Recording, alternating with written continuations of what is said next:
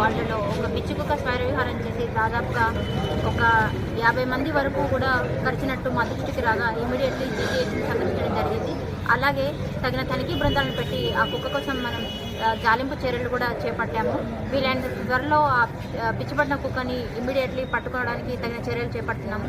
అంతేకాకుండా నగరంలో ఏదైతే మనకి వీధి కుక్కల బెడద ఉందో వాటన్నిటి నివారణ కోసం ఇమ్మీడియట్గా తగిన చర్యలు తీసుకుంటాము. గత సంవత్సరము పోయిన సంవత్సరం కూడా మనం వాటన్నిటికీ కూడా దాదాపుగా మనం వ్యాక్సినేషన్ చేయడం జరిగింది. అలాగే కుటుంబ నియంత్రణ కోసం వాటి యొక్క ఆపరేషన్లు కూడా నిర్వహించడం జరిగింది. ఇంకా కూడా మనకి ఈ దృష్టికి సర్కిల్స్లోనూ కూడా వీధిలో కూడా ఈ కుక్కల బెడద ఉంది అని తెలియవచ్చింది. కాబట్టి మనం ఇదివరకే ఐసీడబ్ల్యూఎస్ కోసం అని తీసుకున్న ముడుకంబట్ల తీసుకున్న ల్యాండ్లో ఒక ప్రత్యేకంగా కుక్కల్ని ఉంచి మనం వాటిని అక్కడ తరలించే ప్రయత్నాలు ఇమ్మీడియట్లీ చేపడతాము. తగిన చర్యలను ఇదివరకే మేము